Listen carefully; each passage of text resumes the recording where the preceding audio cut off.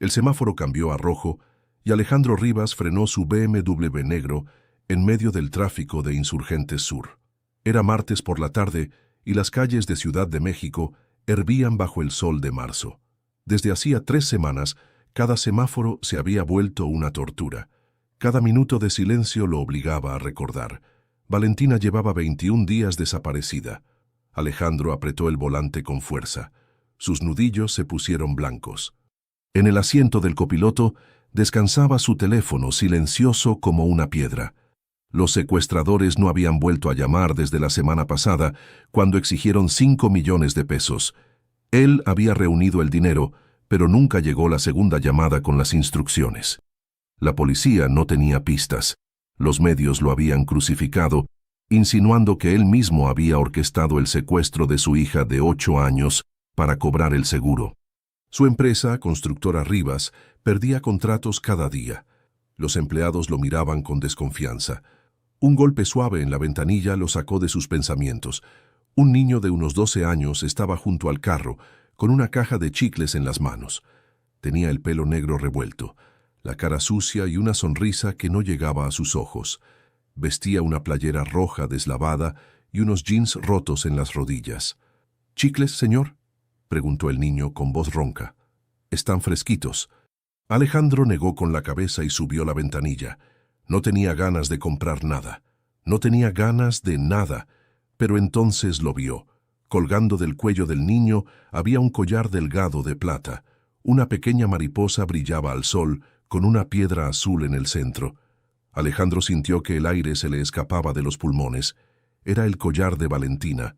Él mismo lo había mandado a hacer en una joyería de Polanco para el cumpleaños número 7 de su hija. La mariposa de plata con una turquesa pequeñita, porque a Valentina le encantaban las mariposas, y el azul era su color favorito.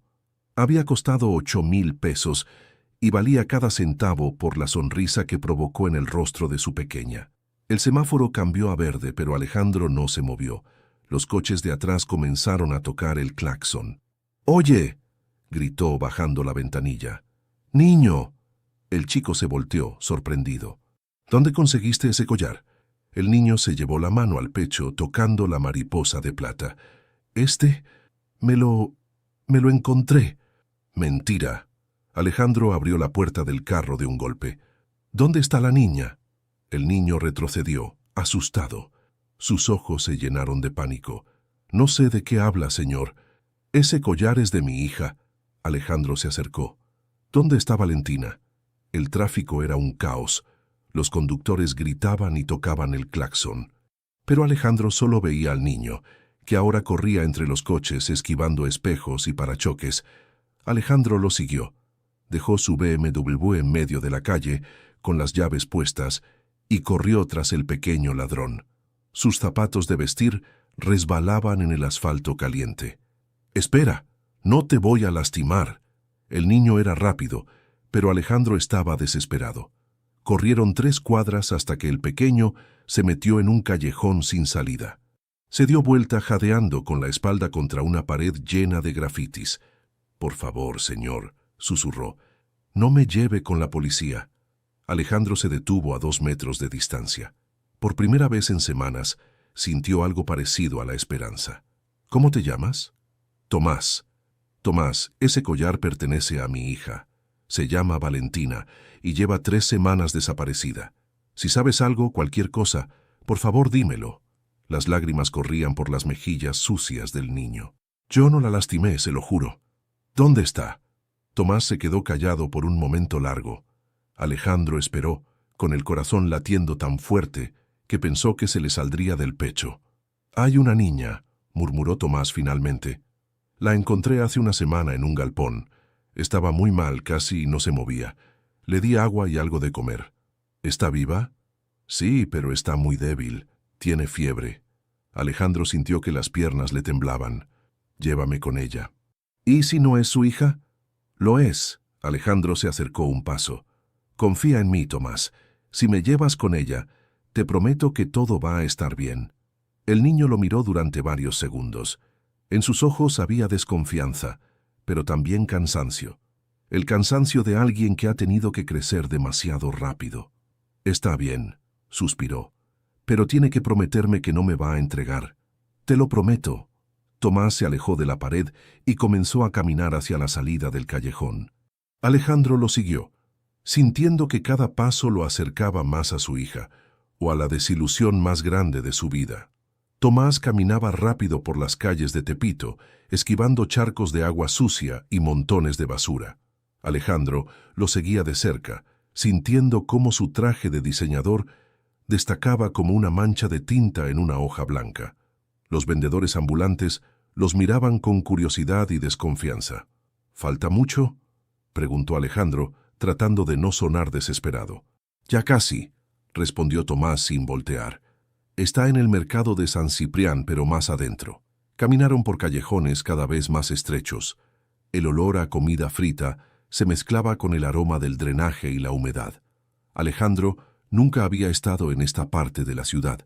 Su mundo se limitaba a Polanco, Santa Fe y Las Lomas. Aquí, las casas se apilaban unas sobre otras como cajas de cartón mal acomodadas. «Señor», dijo Tomás, deteniéndose frente a un terreno baldío. «Antes de entrar tiene que saber algo». «¿Qué?» «La niña está muy mal, no habla mucho y a veces grita por las noches. Yo no soy doctor, pero creo que tiene mucho miedo». El corazón de Alejandro se encogió.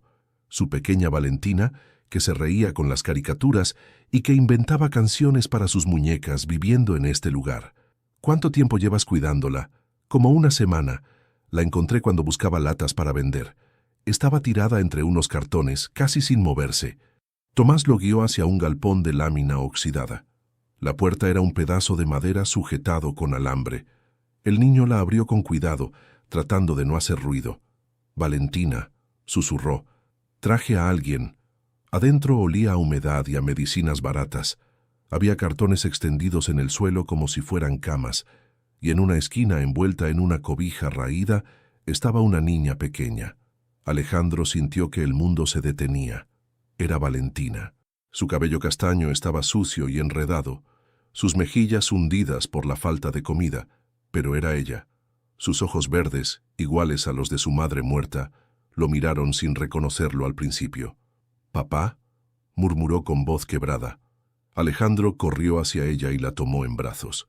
Valentina pesaba mucho menos que antes. Podía sentir sus costillas a través de la ropa sucia. «Sí, mi amor, soy papá», le susurró al oído, llorando sin controlarse. «Ya llegué por ti». Valentina se aferró a su cuello con la poca fuerza que tenía. «Pensé que no me ibas a encontrar. Siempre te voy a encontrar, princesa. Siempre». Alejandro la cargó hacia la salida del galpón. Valentina tenía fiebre y respiraba con dificultad. Necesitaba un hospital urgentemente. «Tomás», dijo volteando hacia el niño que los observaba desde la puerta, «ven conmigo». «¿A dónde?» «Al hospital. Valentina necesita un doctor y tú me ayudaste a encontrarla». Tomás negó con la cabeza. «Los hospitales hacen preguntas. La policía también. Es mejor que me quede aquí. No puedo dejarte aquí después de lo que hiciste. Yo no hice nada especial. Solo no podía dejarla morir». Alejandro se acercó a Tomás, cargando todavía a Valentina. «¿Sabes por qué cuidaste a mi hija?» «No sé. Me dio pena verla así». «No, Tomás. La cuidaste porque tienes buen corazón. Y la gente con buen corazón no vive en las calles». El niño no respondió, pero sus ojos se llenaron de lágrimas. «Ven con nosotros al hospital. Te prometo que no va a pasar nada malo». El camino al hospital español fue el más largo de la vida de Alejandro. Tomás se sentó atrás con Valentina, sosteniéndole la mano mientras ella entraba y salía de la conciencia. El niño le hablaba bajito, contándole cuentos inventados sobre gatos que salvaban princesas. En urgencias, los doctores se llevaron a Valentina de inmediato. Deshidratación severa, desnutrición leve, pero nada que no se pudiera arreglar. Alejandro firmó papeles y respondió preguntas, pero su mente estaba en otro lado. Cuando finalmente pudo ver a su hija, ya conectada a un suero y con mejor color en la cara, encontró a Tomás sentado en una silla junto a la cama. El niño miraba los aparatos médicos con curiosidad y asombro. «Nunca había estado en un hospital», confesó Tomás. «¿Nunca te has enfermado?» «Sí, pero no tengo dinero para doctores. Cuando me duele algo, Espero a que se pase solito. Alejandro se sentó junto a él. Por primera vez en semanas, se permitió respirar tranquilo. Tomás, ¿dónde están tus papás? No tengo. Mi mamá murió cuando yo tenía 6 años. No conocí a mi papá. ¿Dónde vives? En las calles. A veces en casas abandonadas. A veces en el metro cuando llueve. Alejandro lo miró. Tomás tenía 12 años, pero sus ojos parecían de alguien mucho mayor. Había visto cosas que ningún niño debería ver. ¿Te gustaría venir a mi casa esta noche? ¿En serio? En serio. Valentina va a estar aquí hasta mañana, pero tú necesitas una ducha y comida caliente. Tomás sonrió por primera vez desde que se conocieron, una sonrisa verdadera que llegaba hasta sus ojos cansados. Sí, señor, me gustaría mucho.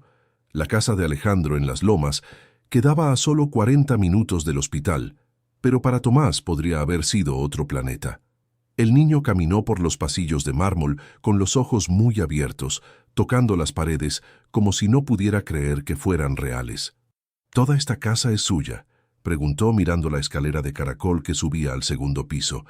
Sí, pero ahora se siente muy vacía, respondió Alejandro. Ven, te voy a enseñar dónde puedes bañarte. Mientras Tomás se duchaba, Alejandro llamó al hospital. Valentina estaba estable, pero necesitaba quedarse una noche más en observación. Los doctores querían asegurarse de que no hubiera complicaciones. Cuando Tomás salió del baño, Alejandro casi no lo reconoció. Sin la capa de mugre, el niño tenía la piel clara y pecas en las mejillas. Su cabello negro brillaba limpio por primera vez en meses. ¿Tienes hambre?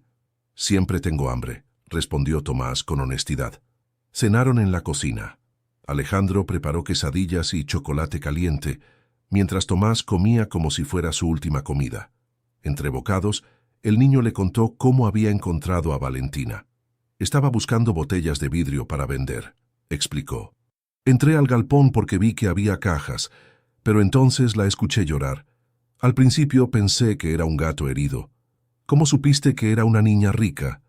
Por su ropa. Tenía unos zapatos carísimos, aunque estaban todos sucios. Y cuando habla como usted. Alejandro sonrió a pesar de todo. ¿Y el collar? Se lo quité porque pensé que alguien se lo podía robar. Pero no lo iba a vender, se lo juro. Solo lo cuidaba para devolvérselo cuando estuviera mejor. Esa noche, Tomás durmió en el cuarto de huéspedes.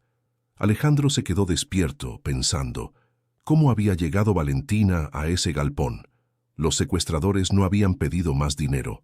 ¿Por qué la habían abandonado? Al día siguiente, después de llevar a Valentina de vuelta a casa, Alejandro decidió investigar. Dejó a los niños con Carmen, la empleada doméstica, y fue a la escuela de su hija. La directora, señora Mendoza, lo recibió con nerviosismo. Señor Rivas, qué bueno que encontró a Valentina. Todos estábamos muy preocupados. Quiero revisar las cámaras del día que desapareció. Es que tuvimos un problema técnico esa semana. Las cámaras no funcionaron durante 3 días. ¿Qué problema técnico? No recuerdo exactamente, pero ya está solucionado. Alejandro notó que la mujer sudaba, a pesar del aire acondicionado. ¿Quién recogió a Valentina ese día? Su chofer, como siempre. Javier, ¿verdad? Javier estaba de vacaciones esa semana. La directora se puso pálida. Debe ser un error en mis registros. Alejandro salió de la escuela con más preguntas que respuestas. Algo no cuadraba. Llamó a su asistente. Patricia, necesito que revises todos los archivos de la empresa de las últimas 2 semanas. Contratos, pagos, todo. ¿Algo en particular, señor? Cualquier cosa extraña. Números que no cuadren. Documentos alterados.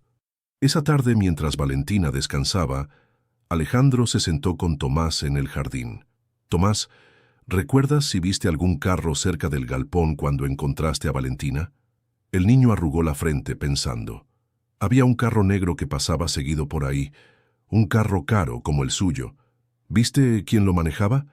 Un señor alto y calvo, tenía lentes oscuros, pasaba lento, como si estuviera vigilando. El corazón de Alejandro se aceleró. Javier era alto, calvo y siempre usaba lentes oscuros. ¿Podrías reconocer a ese hombre si lo vieras otra vez? Creo que sí. Al día siguiente, Patricia lo llamó con noticias perturbadoras. Señor Rivas, encontré algo raro. 3 contratos de construcción fueron modificados la semana del secuestro. Los montos cambiaron y se añadieron cláusulas nuevas. ¿Quién los modificó? Los archivos dicen que usted, pero yo sé que usted estaba en el hospital con Valentina esa semana. ¿Qué más? Hay transferencias bancarias que no coinciden con nuestros registros. Pequeñas cantidades, pero suman casi 200,000 pesos. Alejandro colgó el teléfono y se quedó pensando. Javier tenía acceso a su oficina, a sus códigos, a su rutina diaria. Conocía los horarios de Valentina y tenía la confianza de la escuela. ¿Pero por qué? Javier trabajaba para él desde hacía 5 años. Le pagaba bien, tenía prestaciones, incluso le había prestado dinero para la operación de su esposa. Esa noche, después de acostar a Valentina, Alejandro se sentó con Tomás en la sala. «Tomás, necesito tu ayuda». «¿Para qué?» «Creo que sé quién secuestró a Valentina, pero necesito estar seguro antes de llamar a la policía». Los ojos de Tomás se llenaron de determinación. «¿Qué tengo que hacer? Mañana voy a traer a una persona a la casa. Si es el hombre que viste cerca del galpón, me lo dices con una señal». «¿Qué señal?» «Te tocas la oreja izquierda». Tomás asintió con seriedad. «¿Y si es él, qué va a pasar?» «Se va a hacer justicia», respondió Alejandro. «Nadie lastima a mi familia y se sale con la suya». Mientras Tomás se iba a dormir, Alejandro llamó a Javier. «Javier, necesito que vengas mañana temprano. Tengo que hablar contigo de algo importante». «Claro, señor Rivas, ¿está todo bien?» «Sí, solo quiero platicar. Ven a las 10». Cuando colgó, Alejandro sintió una mezcla de rabia y tristeza. Si sus sospechas eran correctas, un hombre en quien había confiado había destruido la vida de su hija. Pero también había encontrado algo inesperado. En Tomás había descubierto no solo al salvador de Valentina, sino a alguien que le recordaba que todavía existía bondad en el mundo. Mañana sabría la verdad. Javier llegó puntual a las 10 de la mañana. Alejandro lo vio desde la ventana de su estudio. Alto, calvo, con sus lentes oscuros de siempre, caminando por el sendero de piedra hacia la entrada principal. Se veía tranquilo, como si fuera un día normal. Alejandro había enviado a Valentina a casa de su tía Rosa, inventando que necesitaba descansar más. Solo Tomás se quedó, escondido en la cocina con Carmen, esperando la señal. «Buenos días, señor Rivas», saludó Javier al entrar. «Me da mucho gusto saber que encontró a la niña Valentina. ¿Cómo está?» «Mejor, gracias», respondió Alejandro estudiando su rostro. «Ven, vamos al estudio». Se sentaron frente a frente. Alejandro ofreció café, pero Javier rechazó. Parecía ligeramente nervioso, aunque trataba de disimularlo. «Javier, quiero preguntarte algo sobre el día que desapareció Valentina». «Claro, lo que necesite». «Dijiste que estabas de vacaciones en Veracruz». «Así es. Fui a ver a mi hermana». «¿Tienes los boletos del autobús? ¿Fotos? ¿Algo que compruebe que estuviste allá?» Javier se removió en su asiento. «¿Por qué me pregunta eso, señor? ¿Acaso sospecha de mí? Solo quiero aclarar algunas cosas. La escuela dice que alguien recogió a Valentina, alguien que se identificó como mi chofer. Pero yo no fui, señor Rivas. Yo estaba en Veracruz». En ese momento, Tomás apareció en la puerta del estudio como si fuera casualidad. Carmen lo había enviado a preguntar si querían algo de tomar. Los ojos de Tomás se encontraron con los de Javier. El niño se quedó inmóvil por un segundo. Luego se llevó la mano a la oreja izquierda. Era él. «No queremos nada, Tomás». «Gracias», dijo Alejandro con voz controlada. Cuando el niño se fue, Alejandro se levantó y cerró la puerta del estudio. «Javier, te voy a dar una oportunidad de decir la verdad. No sé de qué habla, señor. El niño que acabas de ver te reconoció. Te vio vigilando el lugar donde tenías a mi hija». La cara de Javier cambió. La máscara de inocencia se cayó de golpe. «Ese mocoso no sabe nada». «Ah, ¿no? Entonces, ¿cómo sabe que es un mocoso si nunca lo habías visto?» Javier se puso de pie, agitado. «Señor Rivas, usted no entiende. Yo no quería lastimar a la niña. Todo se salió de control. ¿Quién más está involucrado?» «Nadie. Bueno, solo Rubén me ayudó con los papeles de la empresa. Rubén Castillo, el director financiero. La segunda persona en quien más confiaba Alejandro». «¿Por qué lo hicieron?» Javier se dejó caer en la silla, derrotado. Rubén tenía deudas con gente peligrosa, necesitaba dinero rápido. Me propuso el plan: secuestrar a Valentina, pedir rescate y después desaparecer el dinero en contratos falsos de la empresa. ¿Y la abandonaron en ese galpón? No era el plan. Íbamos a entregarla después de cobrar. Pero cuando vimos que usted había llamado a la policía y que la prensa nos estaba investigando, nos asustamos. Rubén dijo que era mejor dejarla ahí hasta que las cosas se calmaran. Alejandro sintió una rabia tan grande que tuvo que apretar los puños para no golpearlo. Mi hija podría haber muerto. Lo sé, señor. Lo siento mucho. ¿En serio? ¿Lo sientes? Alejandro sacó su teléfono y empezó a grabar. Repite lo que acabas de contarme. Javier se dio cuenta de lo que pasaba y se levantó bruscamente. No, señor. Esto no va a funcionar. Salió corriendo del estudio. Alejandro lo siguió, pero Javier ya había llegado a la puerta principal. «Si me denuncia, voy a decir que el niño también está involucrado», gritó desde la entrada. «Nadie va a creer la palabra de un niño de la calle». Se fue en su carro, derrapando las llantas en el asfalto. Alejandro se quedó parado en la entrada, temblando de coraje. Tenía parte de la confesión grabada, pero no era suficiente. Javier lo negaría todo, y además había amenazado a Tomás. Encontró al niño en la cocina, sentado en una silla alta, comiendo cereal. ¿Era él?, preguntó Alejandro. Sí, es el mismo hombre del carro negro. Tomás, tengo que decirte algo. Ese hombre te amenazó. Dijo que si lo acusamos, va a decir que tú también participaste en el secuestro. Los ojos de Tomás se llenaron de miedo. ¿Me van a llevar preso? No. Yo no voy a dejar que eso pase. Pero necesitamos más pruebas. Carmen, que había escuchado todo desde la alacena, se acercó. Señor Alejandro, mi primo trabaja en un despacho de abogados. Dice que cuando alguien confiesa un crimen, aunque después lo niegue, sirve como evidencia si está grabado. Pero Javier va a decir que lo inventé. ¿Y si conseguimos que confiese otra vez?, preguntó Tomás. Pero esta vez sin que se dé cuenta. Alejandro lo miró. El niño tenía una expresión muy seria para sus 12 años. ¿Cómo? En las calles aprendí que la gente habla más cuando cree que está segura. Si Javier piensa que no lo estamos grabando, va a confesar otra vez. ¿Estás dispuesto a ayudarme? Va a ser peligroso. Tomás se bajó de la silla y se puso derecho como un soldado. Valentina me salvó la vida cuando me dio una razón para ser bueno. Ahora yo quiero salvar la suya. Alejandro sintió una mezcla de orgullo y terror. Este niño, que había vivido en las calles y había sufrido más que cualquier adulto, estaba dispuesto a arriesgar todo por su familia. Una familia que apenas tenía una semana de conocer. «Está bien», dijo Alejandro, «pero vamos a necesitar un plan muy bueno y ayuda profesional». Tomás desapareció después del almuerzo sin decir a dónde iba. Alejandro se preocupó, pero Carmen le aseguró que el niño conocía las calles mejor que nadie y que regresaría pronto.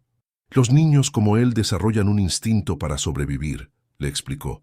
«Sabe cuidarse solo». Mientras tanto, Alejandro llamó a su abogado, licenciado Herrera, y le contó toda la situación. El hombre lo escuchó en silencio, tomando notas. «Alejandro, la confesión que grabaste sirve, pero no es suficiente para una condena. Necesitamos más evidencia, y el hecho de que Javier haya amenazado al niño complica las cosas. ¿Qué me recomiendas?» «Contrata a un investigador privado. Que busque los movimientos bancarios de Javier y Rubén, que verifique si realmente estuvieron en Veracruz. También necesitamos encontrar el lugar exacto donde tuvieron a Valentina antes del galpón. ¿Y si conseguimos otra confesión grabada? Sería ideal, pero tiene que ser de manera legal. Si se enteran de que los están grabando sin su consentimiento, podríamos tener problemas legales nosotros también». Cuando colgó, Alejandro se sintió frustrado. La justicia parecía proteger más a los criminales que a las víctimas. Tomás regresó a las 5 de la tarde, acompañado de otro niño más pequeño, de unos 10 años. Era flaco como un palillo, tenía lentes rotos sostenidos con cinta adhesiva y cargaba una mochila llena de cables y aparatos electrónicos. «Señor Alejandro, él es Matías», dijo Tomás. «Es mi amigo». El niño pequeño lo saludó con timidez. «Matías sabe de computadoras», continuó Tomás. «Es muy bueno. Puede hacer cosas que ni los adultos saben hacer». Alejandro los invitó a sentarse en la sala. Matías miraba todo con curiosidad, especialmente el televisor de pantalla plana y la computadora portátil que estaba sobre la mesa. «¿Qué cosas sabes hacer, Matías?», preguntó Alejandro. «Sé arreglar computadoras, señor. También sé encontrar información en Internet. Y, bueno, sé entrar a lugares donde no debo entrar». «¿Cómo hackear?». El niño se puso rojo. «No para hacer cosas malas, señor. Solo para conseguir comida o para ayudar a otros niños que están perdidos». Tomás se inclinó hacia adelante. «Señor Alejandro, le conté a Matías lo que pasó con Valentina. Él dice que puede ayudarnos a vigilar a Javier y a Rubén sin que se den cuenta». «¿Cómo?». Matías sacó un teléfono viejo de su mochila. «Si podemos conseguir los números de teléfono de esos señores, puedo interceptar sus mensajes y sus llamadas. También puedo rastrear dónde están en cada momento». Alejandro frunció el ceño. «Eso es ilegal, ¿verdad?». «Sí, señor. Pero ellos hicieron algo peor. Y además yo sé cómo hacerlo sin dejar rastro». «¿Dónde aprendiste todo eso?». «En un cibercafé del centro. El dueño me enseñó a cambio de que le limpiara las computadoras. Dice que tengo talento natural». Alejandro se quedó pensando. Técnicamente lo que proponía Matías era un delito, pero Javier y Rubén habían secuestrado a su hija y casi la habían matado. No tenía derecho a usar cualquier medio para hacer justicia. «¿Qué necesitas?». «Los números de teléfono y acceso a Internet. También necesito que me consiga una tarjeta SIM nueva para que no me rastreen». Alejandro le dio los números de Javier y Rubén y salió a comprar la tarjeta SIM. Cuando regresó encontró a Matías conectando cables entre su teléfono, una laptop vieja y algunos aparatos que parecían fabricados en casa. «¿Todo eso lo hiciste tú?». «Sí, señor. Con piezas que encuentro en la basura electrónica del tianguis». En menos de una hora, Matías había interceptado las comunicaciones de ambos hombres. «Listo», anunció. «Ahora podemos escuchar todo lo que hablen por teléfono y leer todos sus mensajes». Como si fuera una señal, el aparato hizo un ruido. Matías puso el altavoz. Era una llamada entre Javier y Rubén. «Rubén, tenemos un problema. Rivas sabe todo». «¿Cómo que sabe todo?».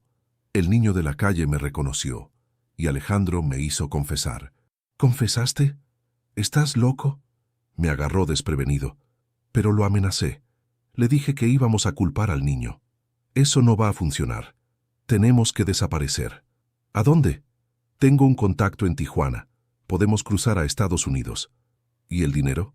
«Ya saqué todo lo que pude de la empresa. Son como 300,000 pesos. Nos alcanza para empezar de nuevo». «¿Cuándo nos vamos?». «Mañana en la noche. Nos vemos en la central de autobuses a las 10». La llamada se cortó. Alejandro, Tomás y Matías se miraron en silencio. «Ya tenemos todo lo que necesitamos», dijo Alejandro finalmente. «¿Qué vamos a hacer?», preguntó Tomás.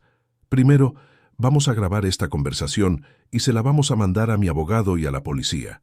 Matías ya estaba trabajando en su computadora. «Listo, ya tengo el archivo de audio guardado».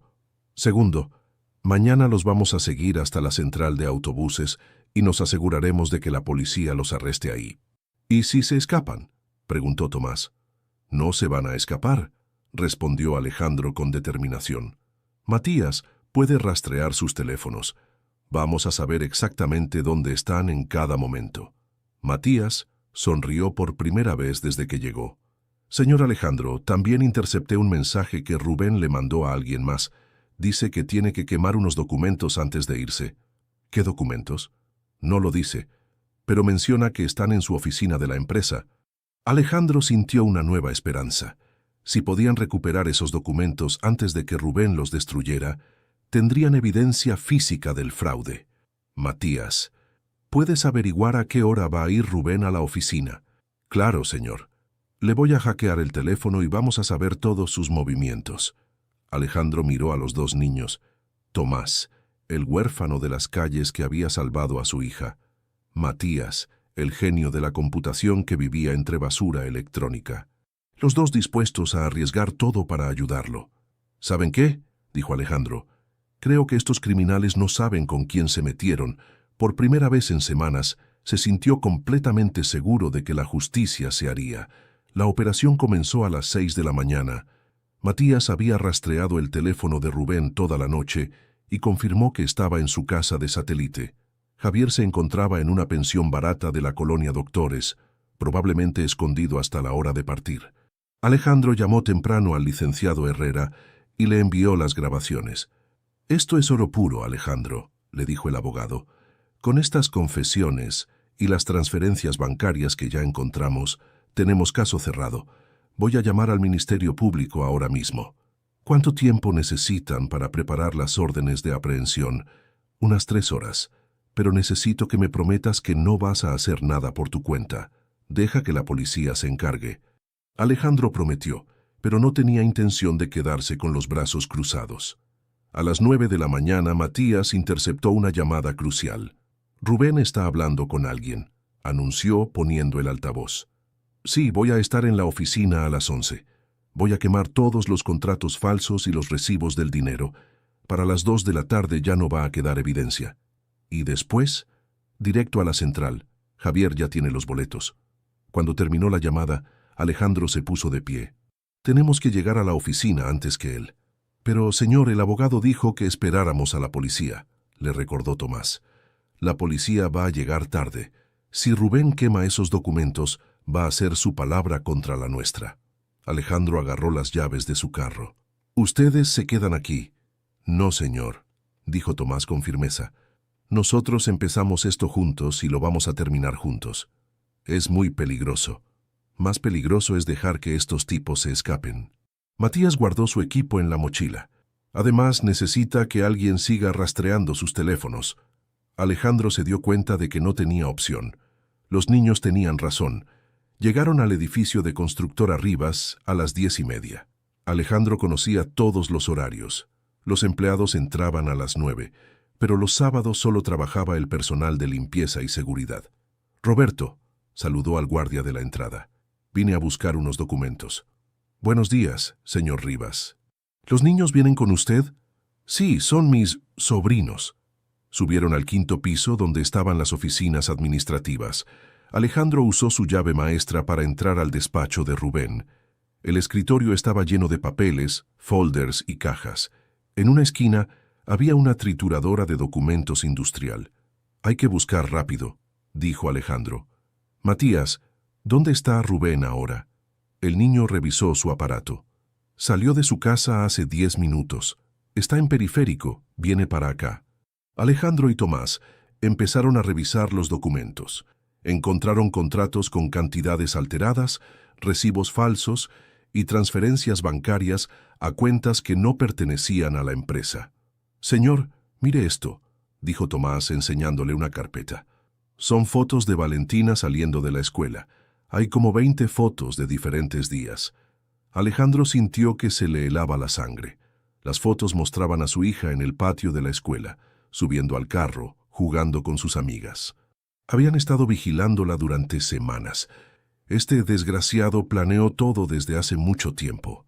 «Señor», dijo Matías nervioso, «Rubén ya está en el estacionamiento. Viene subiendo». Alejandro guardó todos los documentos en una caja. «Vámonos por las escaleras de emergencia». «¿Y si nos ve?», preguntó Tomás. «No nos va a ver, conoce mi horario, sabe que nunca vengo los sábados». Bajaron corriendo por las escaleras traseras y salieron por la puerta de carga. Desde ahí Alejandro llamó a la policía. «Habla Alejandro Rivas. El criminal que secuestró a mi hija está en mi empresa, en el 5º piso, destruyendo evidencia. Vengan rápido». Esperaron en el carro, estacionados al otro lado de la calle. A los 15 minutos llegaron 2 patrullas. Matías seguía monitoreando el teléfono de Rubén. Está tratando de llamar a Javier, pero Javier no le contesta. ¿Dónde está Javier? Su teléfono está apagado, pero la última ubicación fue en la pensión. Alejandro llamó al detective que estaba a cargo del caso. «Detective Morales, Rubén Castillo está en mi empresa, edificio Constructora Rivas, 5º piso. Tiene evidencia del secuestro de mi hija. Ya mandé una unidad, señor Rivas. ¿Está usted ahí?» «Estoy afuera, vigilando». «Perfecto, no se mueva». 20 minutos después vieron salir a Rubén esposado. El hombre parecía derrotado, con la cabeza gacha y el traje arrugado. «Uno menos», murmuró Alejandro. Matías revisó su equipo otra vez. Señor, el teléfono de Javier se acaba de encender.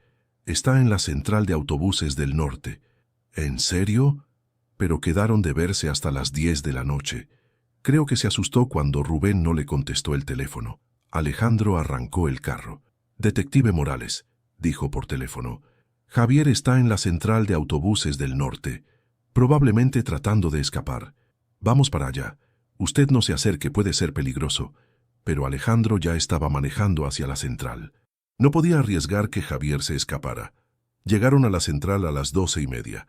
El lugar estaba lleno de gente con maletas, vendedores ambulantes y niños corriendo. Matías rastreó el teléfono de Javier hasta la zona de autobuses con destino a Tijuana. Ahí está, dijo Tomás, señalando hacia una fila de personas. Javier estaba en la cola para abordar un autobús, con una maleta pequeña y gorra de béisbol. Se veía nervioso, volteando constantemente para todos lados. En ese momento llegaron 3 patrullas con las sirenas encendidas. Javier los vio y trató de correr, pero los policías lo rodearon rápidamente. Se rindió sin resistencia, levantando las manos al aire. Alejandro se acercó con los niños. «Ese es el hombre que secuestró a Valentina», gritó Tomás. «Yo lo vi vigilando el galpón». Un reportero que cubría otra noticia en la central escuchó el grito y se acercó corriendo con su camarógrafo. «Señor Rivas, ¿es cierto que encontró a los secuestradores de su hija?» Alejandro miró a la cámara. «Sí, y quiero que todo México sepa que mi hija está viva gracias a este niño». Puso la mano en el hombro de Tomás. Él la salvó cuando nadie más pudo hacerlo. Esa noche, la noticia fue la principal en todos los noticieros. Alejandro Rivas, el empresario que había sido crucificado por la prensa, ahora era vindicado públicamente. Pero lo más importante para él estaba en su casa, Valentina abrazando a Tomás, mientras veían las noticias juntos. Su familia había crecido. 3 meses después del arresto, Alejandro estaba parado frente a un terreno baldío en la colonia San Rafael. Era un lote grande, con un galpón viejo que había servido como bodega, pero que ahora tenía un letrero nuevo. Proyecto Horizonte, Centro Comunitario para Niños. Tomás estaba a su lado, con un casco amarillo que le quedaba grande y unos planos enrollados en las manos. ¿En serio va a convertir todo esto en un lugar para niños como yo?, preguntó, mirando el espacio con ojos brillantes. Como tú, como Matías, como todos los niños que viven en las calles, respondió Alejandro. Van a tener camas limpias, comida caliente, clases, talleres y, lo más importante, una oportunidad. La idea había nacido una noche, cuando Alejandro encontró a Tomás despierto en su cuarto, mirando por la ventana hacia la calle. ¿No puedes dormir? Estoy pensando en mis amigos que siguen allá afuera, había dicho Tomás. Hace frío y van a pasar hambre. Esa conversación cambió todo para Alejandro. Se dio cuenta de que salvar a un niño no era suficiente cuando había cientos más en la misma situación. El proyecto había empezado con la venta de uno de sus departamentos de inversión. Con ese dinero rentó el galpón por 5 años y comenzó las remodelaciones. «Señor Alejandro, llegó la primera camioneta con materiales», gritó Matías desde la entrada. El niño se había convertido en el encargado de tecnología del proyecto. Alejandro le había comprado una computadora nueva y lo había inscrito en cursos en línea de programación. Matías aprendía tan rápido que ya sabía más de sistemas que muchos ingenieros. Los siguientes meses fueron intensos. Alejandro contó con la ayuda de empleados de su empresa que trabajaron gratis los fines de semana. Carmen organizó brigadas de cocina para alimentar a los trabajadores voluntarios. Hasta Valentina ayudaba pintando las paredes de colores brillantes. El centro tomó forma poco a poco. En la planta baja instalaron un comedor grande, una cocina industrial, una sala de estar con televisión y libros y varios talleres: carpintería, costura, arte y computación. En el segundo piso, construyeron dormitorios para 40 niños con literas y armarios individuales. ¿Cómo van a saber los niños que pueden venir aquí?, preguntó Valentina una tarde mientras ayudaba a organizar la biblioteca. Tomás y Matías van a encargarse de eso, respondió Alejandro. Ellos conocen a todos los niños de la zona. Y así fue. Los primeros huéspedes llegaron una semana antes de la inauguración oficial. 3 niños que Tomás había conocido en el mercado de Tepito. Carlos de 9 años, Ana de 11 y Roberto de 14. Ana había estado viviendo sola desde que su abuela murió. Carlos había huido de una casa hogar donde lo maltrataban. Roberto trabajaba en un semáforo desde los 7 años, después de que su padre los abandonara a él y a su madre enferma. ¿Podemos quedarnos realmente?, preguntó Ana, mirando su cama nueva con desconfianza. ¿Sin pagar nada? Sin pagar nada, confirmó Alejandro. Solo tienen que seguir las reglas del centro. Nada de drogas, nada de violencia, ir a la escuela si son menores de edad y ayudar con las tareas del lugar. La primera noche, Alejandro escuchó a los niños hablando en los dormitorios hasta muy tarde. Contaban sus historias, reían, hacían planes. Por primera vez en años, se sintieron seguros. El centro oficialmente abrió un sábado de mayo. Alejandro había invitado a periodistas, funcionarios del gobierno y empresarios que podrían convertirse en donadores. Pero lo que más le importaba era la pequeña ceremonia familiar que habían planeado. Valentina cortó el listón de la entrada principal, acompañada por Tomás, Matías y los primeros residentes. Los medios de comunicación captaron el momento. La niña secuestrada que ahora ayudaba a otros niños, junto con el niño de la calle que se había convertido en su hermano. «Señor Rivas, ¿cuál es su objetivo con este proyecto?», preguntó una reportera. «Que ningún niño tenga que dormir en la calle, que todos tengan una oportunidad de estudiar, de soñar, de construir un futuro mejor. Y económicamente, ¿cómo se sostiene? Por ahora con mis ahorros. Pero ya tenemos comprometido el apoyo de 5 empresas más. También estamos aplicando para fondos gubernamentales». Matías se acercó al micrófono. «Yo quiero decir algo», anunció con voz tímida. La reportera le acercó el micrófono. «Antes yo vivía en las calles y pensaba que así iba a ser toda mi vida. Ahora tengo una familia, voy a la escuela y estoy aprendiendo a programar computadoras. Este lugar no solo da comida y techo, da esperanza». Esa declaración se volvió viral en redes sociales. El proyecto Horizonte comenzó a Trending Topic y las donaciones empezaron a llegar de todo el país. Al final del día, cuando todos los invitados se habían ido, Alejandro se sentó en el comedor con su nueva familia extendida. Valentina, Tomás, Matías, Ana, Carlos, Roberto, Carmen y algunos voluntarios que se habían quedado a limpiar.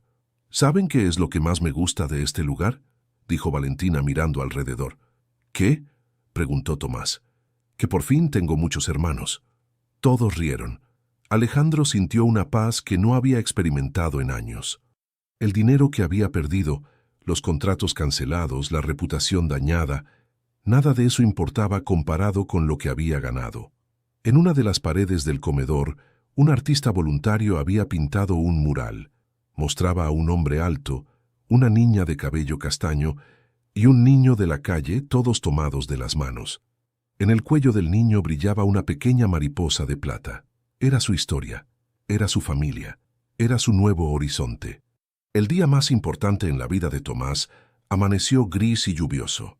Era un martes de octubre, 6 meses después de la inauguración del Centro Horizonte. Alejandro lo despertó temprano con una sonrisa nerviosa.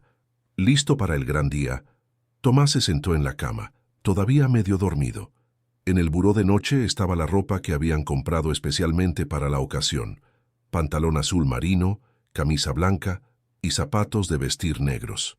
También había una corbata pequeña que Valentina había insistido en comprar.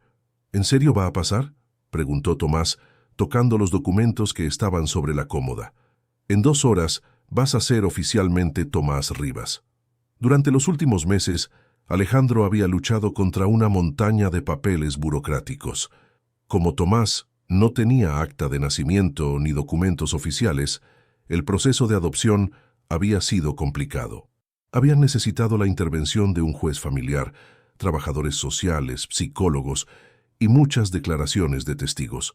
La trabajadora social, licenciada Martínez, había visitado la casa 3 veces para evaluar el ambiente familiar.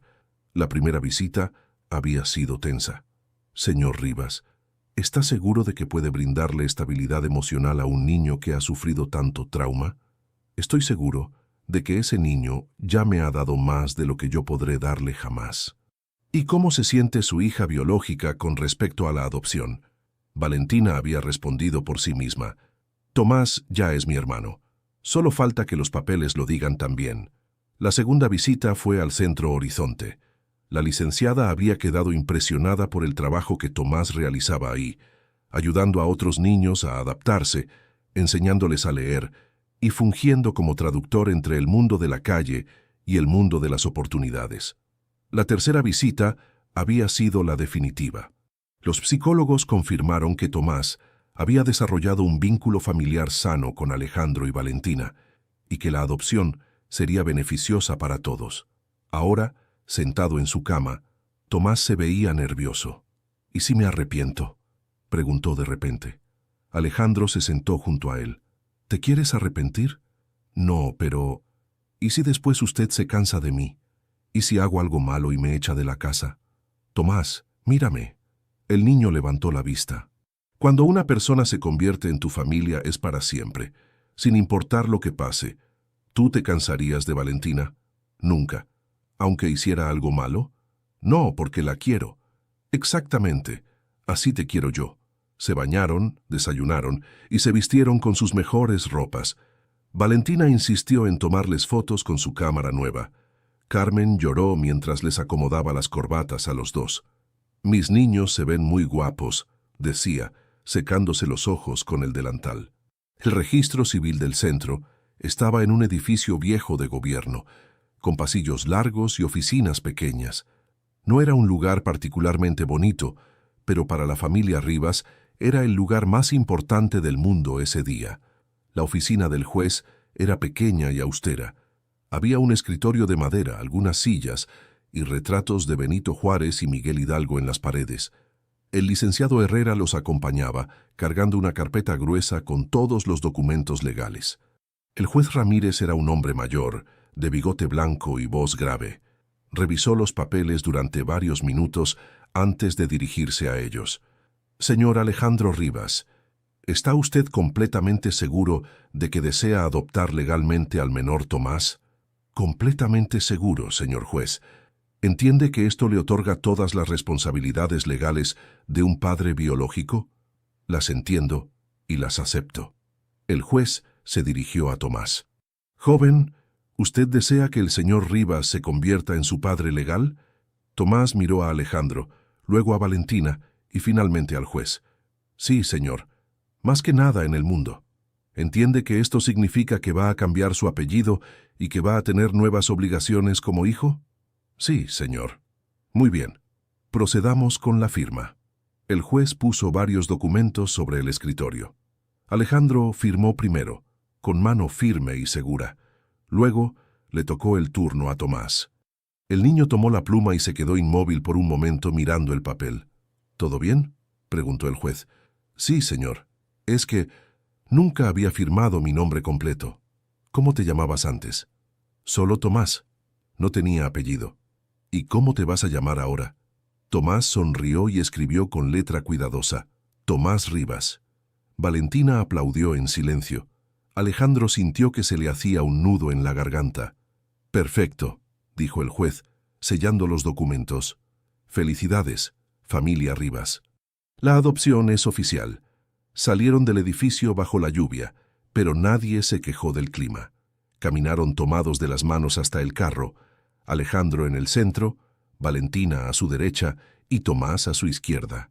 ¿Cómo se siente ser Tomás Rivas?, preguntó Valentina. Se siente como estar en casa. En el camino de regreso se detuvieron en una pastelería. Alejandro había encargado un pastel pequeño con la inscripción: Bienvenido a la familia, Tomás Rivas. Cuando llegaron a la casa encontraron una pequeña sorpresa. Carmen había organizado una celebración improvisada. Estaban Matías, Ana, Carlos, Roberto y varios niños más del Centro Horizonte. También había globos y un letrero hecho a mano que decía: Felicidades, Tomás. ¿Cómo supieron?, preguntó Tomás, asombrado. Carmen nos avisó, respondió Matías. Queríamos estar aquí cuando regresaras. Ana se acercó y le entregó un dibujo hecho en papel de panadería. Mostraba 3 figuras tomadas de las manos, plantando un árbol junto a una casa grande. Es para que no se olvide de nosotros cuando sea rico, dijo Ana con una sonrisa tímida. Nunca me voy a olvidar, respondió Tomás, abrazándola. Ustedes son mi familia también. Esa noche, después de que todos se fueron, los tres se sentaron en la sala. Tomás tenía en las manos su nueva acta de nacimiento, donde aparecía oficialmente como Tomás Rivas. ¿Sabes qué es lo mejor de todo esto?, dijo Alejandro. ¿Qué? Que encontré a mi hijo el mismo día que recuperé a mi hija. Valentina se acurrucó entre los dos. Ahora sí somos una familia completa. Tomás guardó el documento en su mochila, junto con sus pocas pertenencias, pero antes de cerrarla tocó el collar de mariposa que colgaba de su cuello. Valentina se lo había regalado oficialmente esa mañana. Para que nunca olvides cómo empezó nuestra historia, le había dicho. Ahora, mirando a su nueva familia, Tomás entendió que algunas historias no terminan, solo se transforman en algo mejor. 6 meses después de la adopción, una mañana de abril llenó de luz dorada la casa de las Lomas. Valentina despertó temprano, como era su costumbre los sábados, y corrió descalza hasta el cuarto de Tomás. «Despierta, dormilón, hoy es día especial». Tomás abrió los ojos lentamente. En los últimos meses, había crecido varios centímetros y su cara había perdido la delgadez extrema de los días en la calle. Ahora tenía mejillas llenas y una sonrisa que aparecía con facilidad. «¿Qué día especial?», preguntó bostezando. «Se cumple exactamente 1 año desde que papá te encontró con mi collar». Tomás se incorporó en la cama. Era cierto, hacía 1 año que su vida había cambiado para siempre en un semáforo de Insurgentes Sur. ¿Y eso lo convierte en día especial? Claro que sí. Es como tu segundo cumpleaños. Bajaron juntos a la cocina donde Carmen ya había preparado el desayuno. Alejandro estaba sentado en la mesa, leyendo el periódico y tomando café. En la primera plana aparecía una foto del Centro Horizonte con el titular «Proyecto Horizonte, 1 año transformando vidas». «Buenos días, familia», saludó Alejandro, cerrando el periódico. «Papá, ¿viste que salimos en el periódico otra vez?», preguntó Valentina, señalando la portada. «Sí, mi amor. Pero ¿saben qué noticia me hace más feliz?». «¿Cuál?». «Que Matías ganó el primer lugar en la competencia nacional de programación para menores de 15 años». Era cierto. La semana anterior, Matías había representado al Distrito Federal en un concurso de programación y había obtenido el primer lugar. Su premio incluía una beca completa para estudiar ingeniería en sistemas en la UNAM. «¿Y Ana qué tal va en la escuela?», preguntó Tomás, sirviendo cereal en su plato. «Excelente. Su maestra dice que es la mejor alumna de 4º grado. Y Roberto ya terminó la secundaria abierta. El Centro Horizonte se había convertido en mucho más de lo que Alejandro había imaginado. Ahora albergaba a 60 niños de manera permanente y atendía a más de 200 en programas diurnos. Tenían convenios con 3 escuelas públicas, un programa de becas universitarias y talleres de oficios para los adolescentes. Lo más importante era que ningún niño había regresado a las calles. Después del desayuno, Alejandro anunció una sorpresa. «Hoy vamos a hacer algo especial para celebrar nuestro primer año como familia». «¿Qué cosa?», preguntaron los niños al unísono. «Vamos a tomarnos una foto familiar profesional». Valentina aplaudió emocionada. Tomás se puso nervioso. «¿Una foto profesional? ¿Para qué?». «Porque quiero que tengamos un retrato de nuestra familia para poner en la sala. Uno que podamos ver todos los días». 1 hora después estaban en el estudio fotográfico de San Ángel. El fotógrafo, un señor mayor muy paciente, los acomodó en diferentes poses, primero formales, después más relajadas, finalmente divertidas. «Ahora quiero una foto solo de los 3, muy natural», dijo el fotógrafo, como si estuvieran en su casa platicando. Alejandro se sentó en el centro, con Valentina a su derecha y Tomás a su izquierda. Los niños se recargaron en él, cómodos y felices. «Perfecto. Esta va a ser la mejor». Al final de la sesión, Valentina sacó algo de su mochila. «Tomás, tengo algo para ti». Era una pequeña caja de terciopelo azul. «¿Qué es?». «Ábrela». Adentro estaba el collar original de la mariposa de plata con la piedra azul, el mismo que había comenzado toda su historia. «Pero este es tuyo», dijo Tomás confundido. «Era mío. Ahora es tuyo, oficialmente». Valentina tomó el collar y se lo puso en el cuello a su hermano con mucho cuidado. ¿Te acuerdas lo que te dije el día que llegaste a la casa? No. Te dije que el collar significaba que nunca más nos íbamos a perder. Y es cierto, ahora somos familia para siempre. Tomás tocó la mariposa de plata, sintiendo su peso familiar contra su pecho. ¿Estás segura? Completamente segura. Además, ya no lo necesito para recordar quién soy. Ahora sé que soy Valentina Rivas, la hermana de Tomás Rivas. El fotógrafo aprovechó el momento y tomó varias fotos más, capturando la emoción genuina de la familia. Cuando regresaron a casa, encontraron a varios niños del centro esperándolos en el jardín. Matías había organizado una pequeña celebración sorpresa para conmemorar el aniversario. ¡Sorpresa!, gritaron todos cuando los vieron llegar. Había globos, pastel y una manta pintada a mano que decía «Un año de la familia Rivas». «¿Cómo se enteraron de que era nuestro aniversario?», preguntó Alejandro. «Tomás nos contó la historia 1000 veces», respondió Ana. «Todos sabemos que hoy es un día importante». Carlos se acercó con un regalo envuelto en papel periódico. «Es de parte de todos. Lo hicimos en el taller de arte».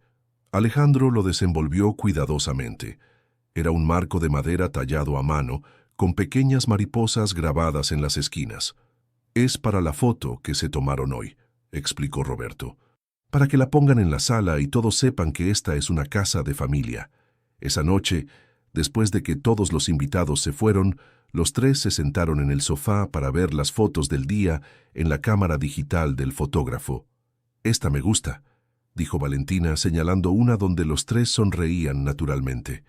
«A mí me gusta más esta», opinó Tomás, mostrando la foto donde él tenía puesto el collar por primera vez. «¿Saben cuál me gusta más a mí?», preguntó Alejandro. «¿Cuál?». «Esta, donde estamos los tres juntos, sin posar, solo siendo nosotros mismos».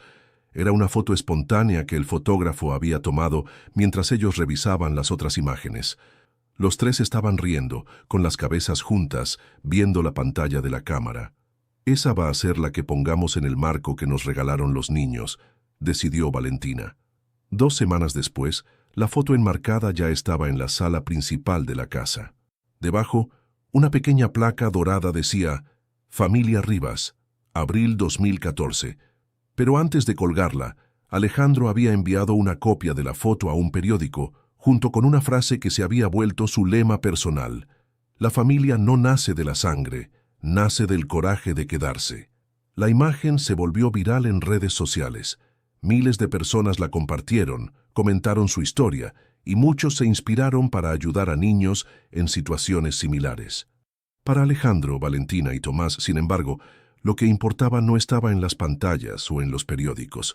Lo que importaba estaba ahí, en su casa, en su rutina diaria, en las risas compartidas y en la certeza de que habían elegido ser familia. Y esa elección los había cambiado a todos para siempre. Te emocionó la historia de Alejandro, Valentina y Tomás. Esta hermosa narrativa nos demuestra que las familias más fuertes no siempre nacen de la sangre, sino del amor y la decisión de quedarse juntos en los momentos más difíciles. La transformación de un empresario exitoso que encuentra la verdadera riqueza en salvar a un niño de la calle, mientras que ese mismo niño termina salvándolo a él, es un recordatorio poderoso de que los milagros suceden cuando abrimos nuestro corazón a quienes más lo necesitan. Si esta historia tocó tu corazón como tocó el nuestro, no olvides darle like a este video y compartirlo con tus seres queridos. Estas historias necesitan ser contadas y escuchadas por más personas que puedan inspirarse a hacer la diferencia en sus comunidades. Suscríbete a nuestro canal para más contenido que celebra la bondad humana y las segundas oportunidades. Y ahora queremos conocerte mejor.